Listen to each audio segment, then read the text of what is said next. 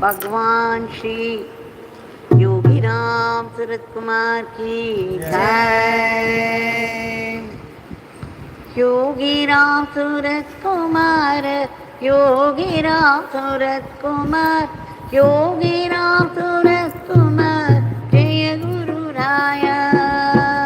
योगीराम सूरत कुमार, योगीराम सूरत कुमार, योगीराम सूरत कुमार, जय गुरु राया। योगीराम सूरत कुमार, योगीराम सूरत कुमार, योगीराम सूरत कुमार, जय गुरु राया।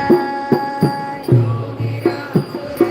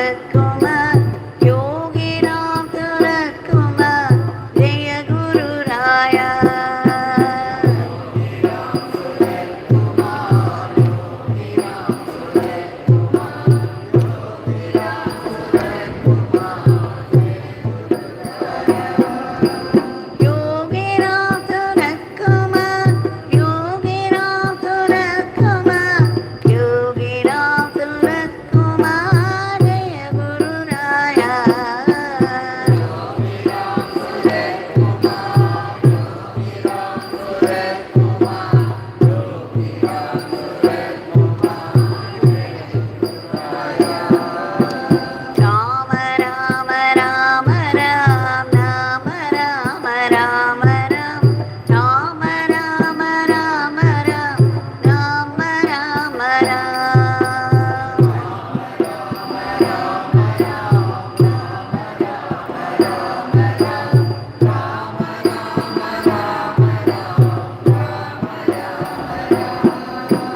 Rama Rama Rama Ram Rama Rama Rama Ram Rama Rama Rama Ram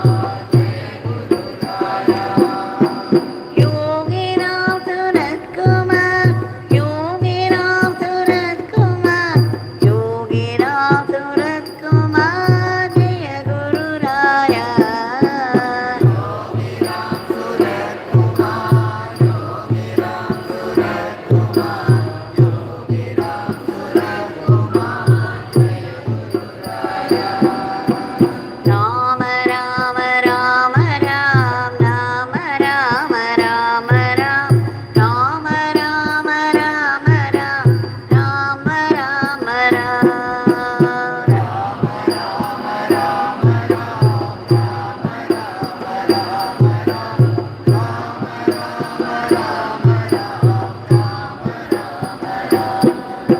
Rama Rama Rama Ram Rama Rama Rama Ram Rama Rama Rama Ram Rama Rama Rama Ram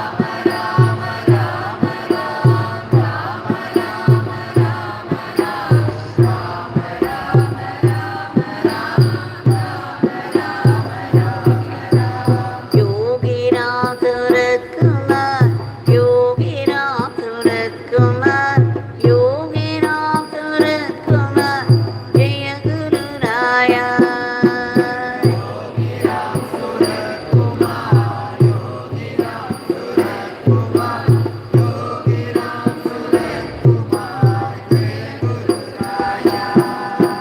Yogiram Surat Kumar Yogiram Surat Kumar Yogiram Surat Kumar Jaya Guru Raya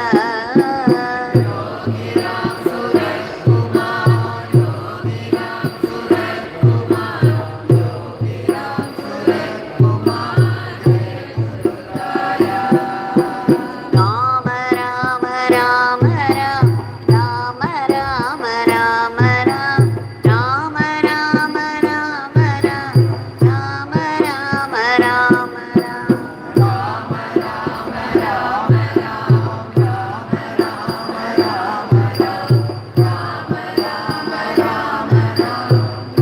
Rama Rama Rama Ram Rama Rama Rama Ram Rama Rama Rama Ram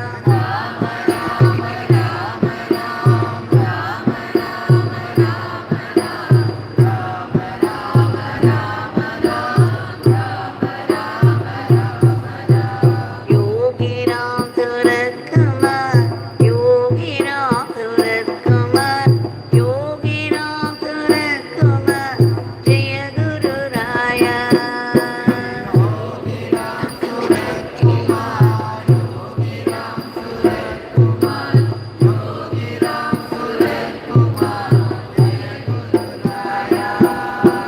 Yogiram Surat Kumar Yogiram Surat Kumar Yogiram Surat Kumar Jaya Guru Raya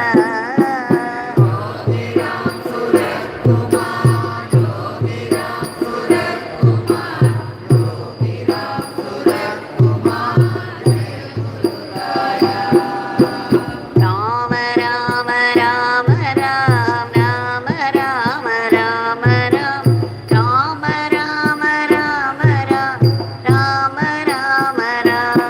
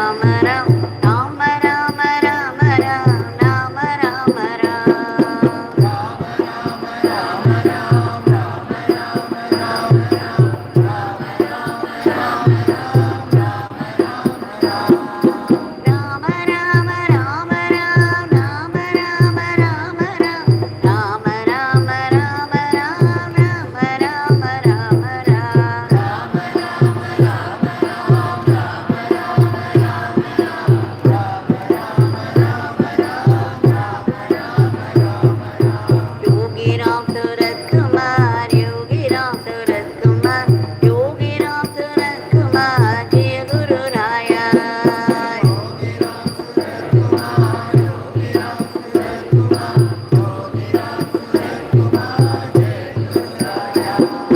Yogi Ram Surat Kumar, Yogi Ram Surat Kumar, Yogi Ram Surat Kumar, Jai Guru Raya.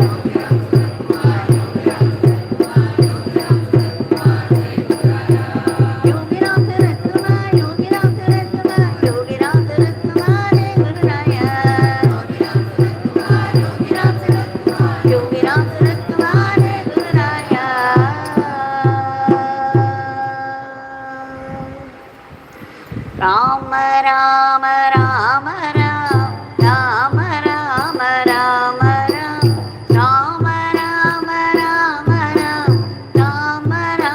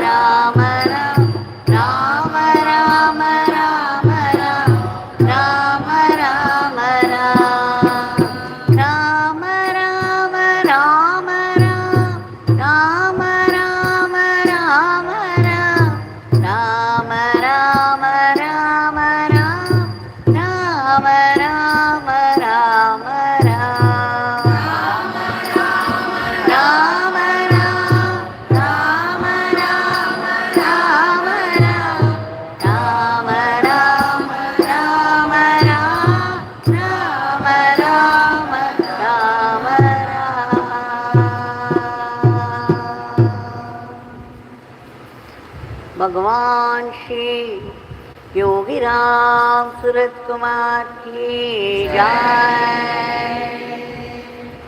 सर्वं योगीराम सूरत कुमारार्पणमस्तु।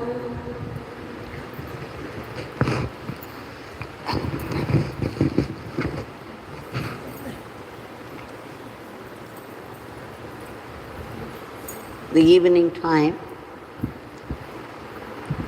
We generally do the satsang in English, so I have to continue with deep gratitude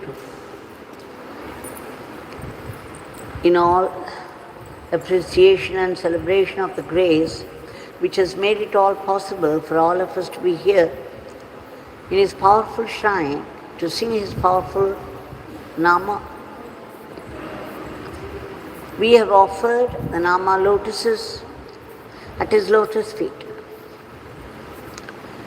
We have been seeing the stories as told by Papa Ramdas and as read out to Bhagavan, Yogi Ram Sarat Kumar. Today we shall start with another story. Papa Ramdas says, this body is taken to be Dehapuri, meaning it is the kingdom of the body, or you could say a city of the body, whatever you call it. This can be considered to be a place where the mind as the king rules. The mind rules this entire kingdom of the body. And the mind has a mantri, a minister, who has viveka, the discriminatory power. But the mind, the king, has also 6 friends. They are Kama, Krodha, Lobha, Moha, Mada, Mascharya. Meaning passion. Passion for the opposite sex. Anger, poisonous anger. An attachment to money, greed. Moha. Moha is desire. The desires for the worldly objects and people. You desire and you get attached. Like you can say, a fascination. You can call it infatuation also if it's people. Mada is self-pride. And Mascharya is jealousy. So these were the 6 friends, and they were evil, but somehow the mind trusted them. It was easy and joyful to trust these friends, so the mind would not listen to his minister, the virtuous minister. The king, the mind, made friends with only these evil friends, with the result, the king was often found completely drunk on the roadside, even though he was the king who ruled the entire body, the kingdom. He made friends with these 6 evil people. With the result, often he would be yielding to one of them, either Kama, or Krodha, or Lobha, or Moha, or Mada, or Mascharya. Somehow this Viveka, his minister, would go and bring him back. Some other time he was even found unconscious and he had fallen into the gutter. Now Viveka, the minister, had to go and retrieve him from there And slowly, slowly, the king, the mind began to realize that these friends, though they were fascinating, and he found delight in them, always, always, it degraded him. He landed in disgrace and dishonor because of them. And he found, to his great surprise, this Viveka was full of wisdom and always led him the right path.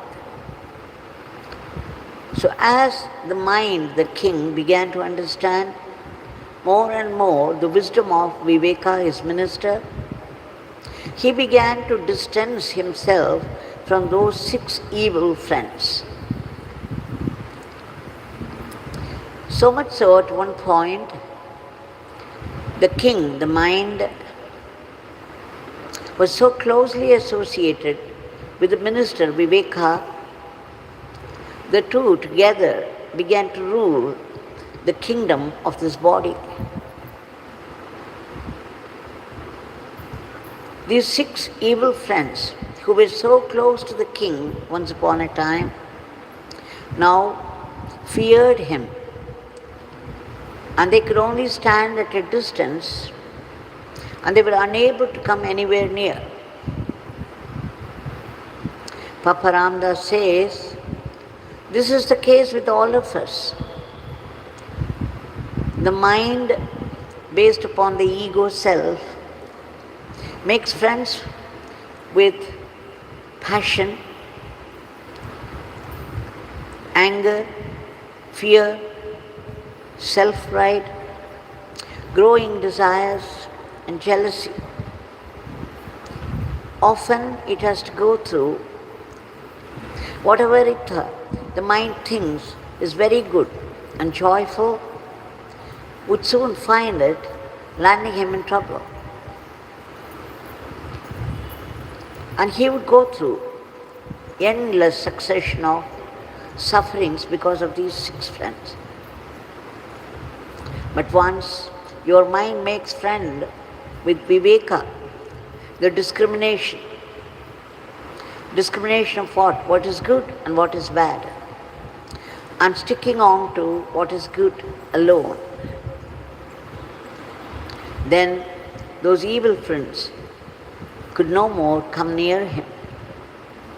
He found his true joy and wisdom.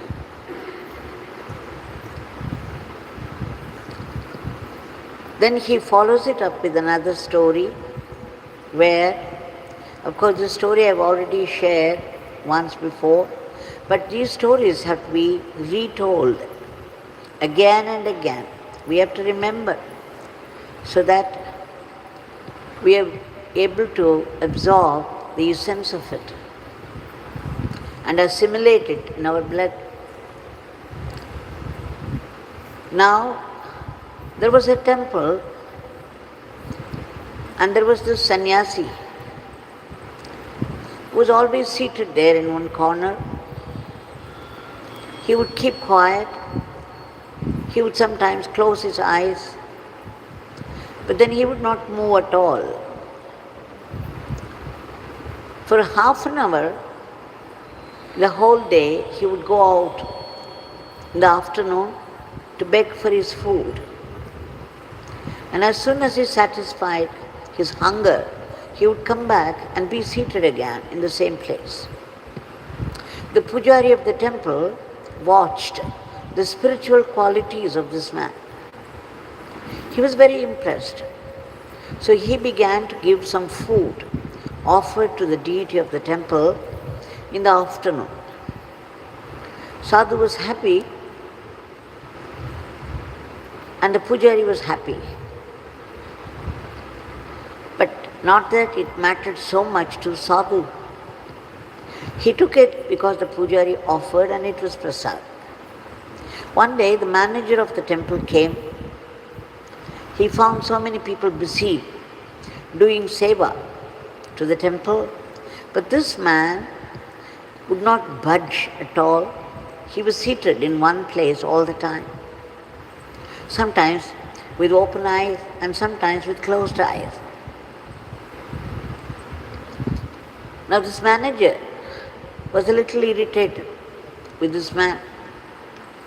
He was not getting up, he was not doing any seva to the temple. And then he found the pujari offering some prasad to him in the afternoon as food. Now the manager thought it was totally unnecessary. This man was being lazy, would not do any work. And why should pujari waste his food on him, waste the prasad on him? So he called the pujari aside and gave strict instructions not to give the prasad to this man who is sitting there all the time. But you see, the sadhu did not react to it at all. As soon as he learned that the pujari would not give prasad to him anymore, he would just go out, beg in one or two places, satisfy his hunger, would come back and be seated in the same place for the whole day. Now after some time, the manager visited the temple again. He found the same man seated in the same place as before. He also learned that the pujari was no more giving food to him from the prasad. Now it was very intriguing. He became curious. He approached the sadhu and asked him, "Why would you sit in this place all the time? Why are you not doing anything at all? Why are you sitting here, keeping quiet?" The sadhu opened his mouth and said, "I will give you the reply in 5 minutes. Please wait." After 5 minutes, the sadhu kept quiet, so there was no reply at all from him. Now this man, the manager, once again asked, "You said you would give me the answer in 5 minutes, but you are not opening your mouth. You tell me what you are doing all the time just sitting here." Again the man replied, "You please wait for another 5 minutes and then I would give you the reply." So now the manager had to wait for another 5 minutes. And then he expected a reply, but then the reply was not coming. Again, now a little irritated, he asked this man why he was sitting there all the time, what he was doing. Again the sadhu opened his mouth and said, "You please wait for another 5 minutes, I will definitely give you the reply." So 3 or 4, 5 minutes were gone, and yet there was no reply, proper reply from the sadhu. Now the manager became very restless. He was unable to stand there even for a minute more.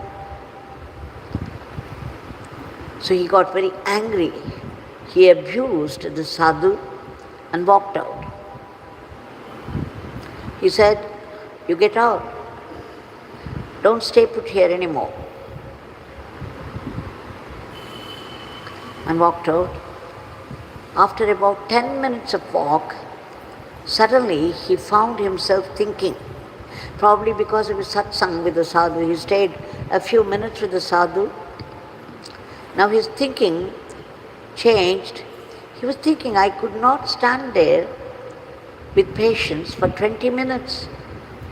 But this man was sitting there all the time. What I could not do even for 20 minutes, this man is doing all the 24 hours. And suddenly it flashed. This man must be great. And immediately he ran back to the temple, prostrated before the sadhu in all humility and said, "Swami, forgive me. Please teach me how to sit like this." So you see the way of the sadhu, how it changes other people. Bhagavan Yogi Ram Surat Kumar used to say, first we have to sit in one place without much movement. We have all been sitting now for 1 hour chanting the name, and it's pretty crowded here. You have to sit close to other people, and still you did not mind.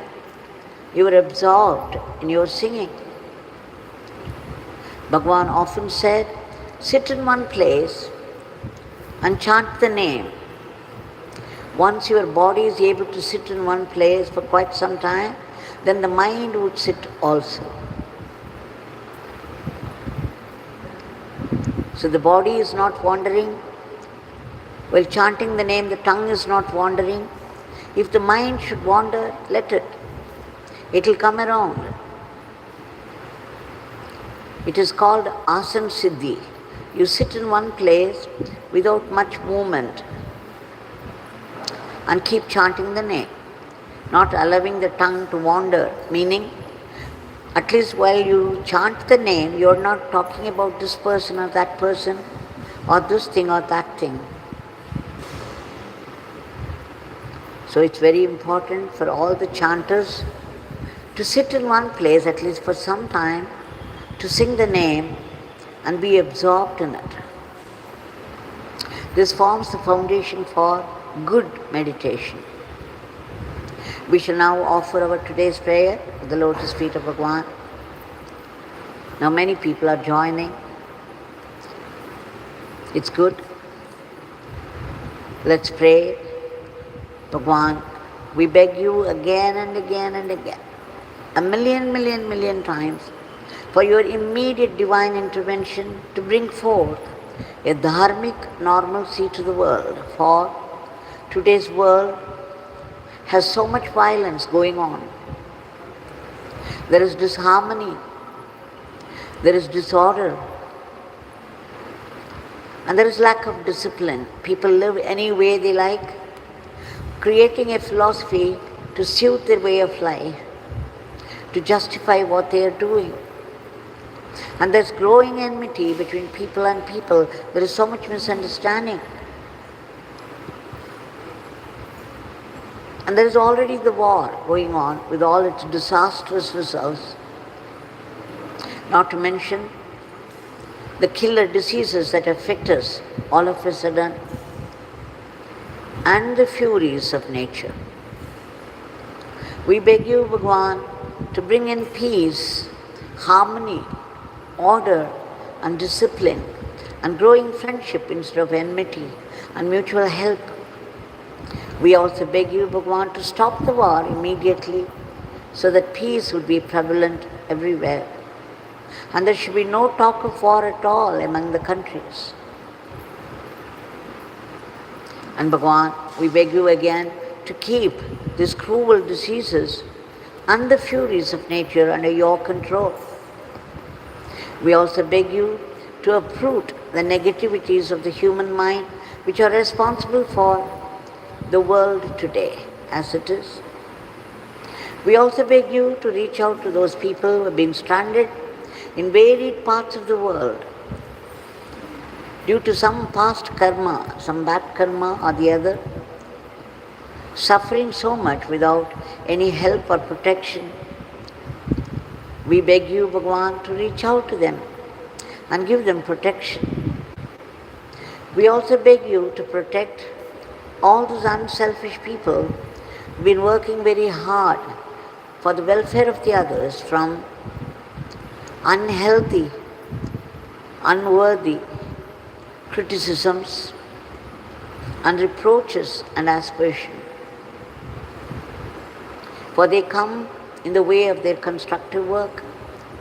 We beg you again to promote the economy of the country and the growth in varied fields of activity, from science and technology to culture and spirituality, so that India would reach that state, that high status of world teacher, to conduct the whole world in the path of dharma, as predicted by the great ones.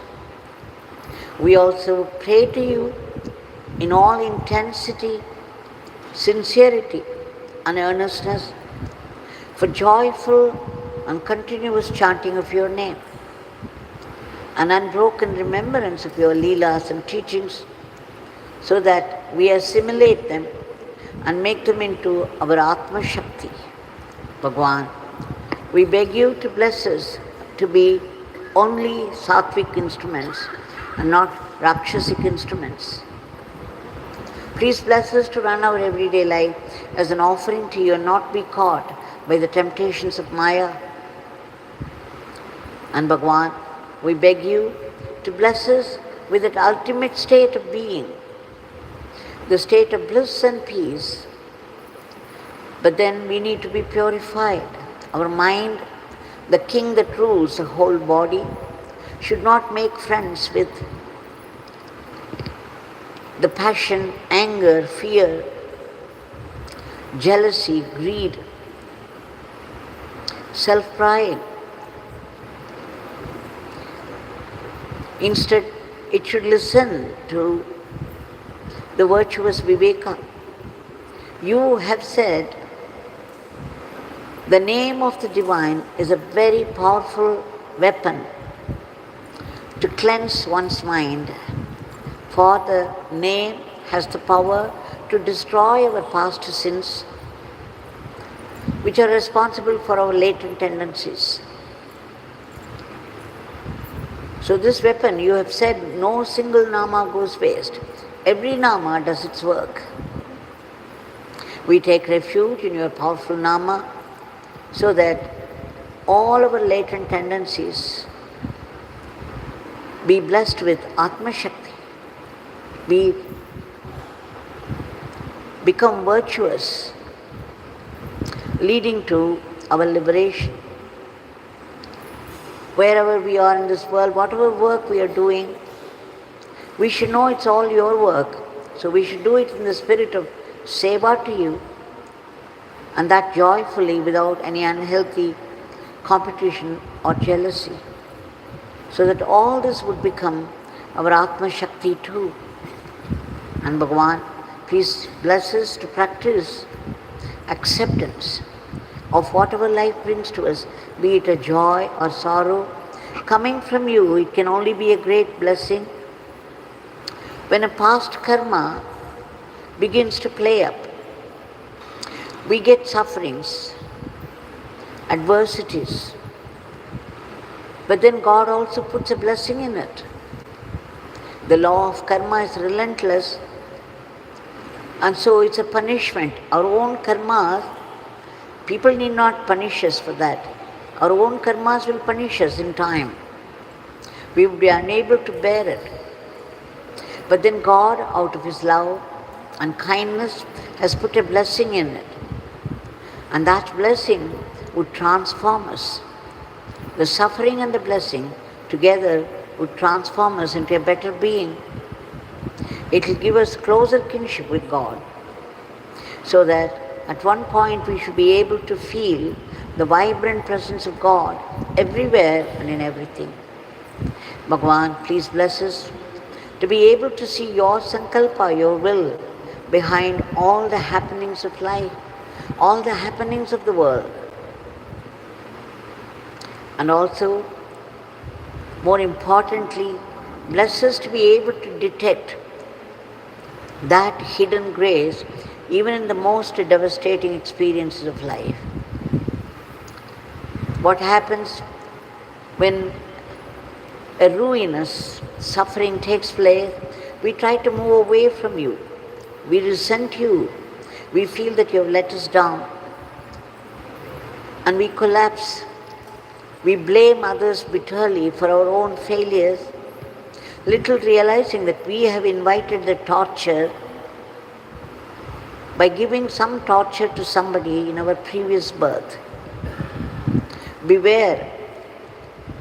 One word of abuse to anybody, it will wait around and come back to you in your most vulnerable moment. One word of praise about anyone will also wait around and come back to you to give you strength at the moment when you need it most. Bhagavan, you out of your love and generosity have said For those of us who chant your name and do your seva, your Father would convert all the adversities into great blessings. Please bless us to be grateful to you, even for the sufferings of life. We seek your blessings, your powerful blessings, for all the creatures, all the species of the cosmos to be lifted to a higher plane. And finally, we seek that liberation from the vicious cycle of births and deaths, the root cause of which is aham bhavam, our identity with the body, the utter selfishness that rules our life. Please remove this aham bhavam from us and give us atma bhava and bless us with that immortal life, that eternal living and eternal servitude to you, that eternal supreme divinity. Jai Yogi Ram Sarat Kumar.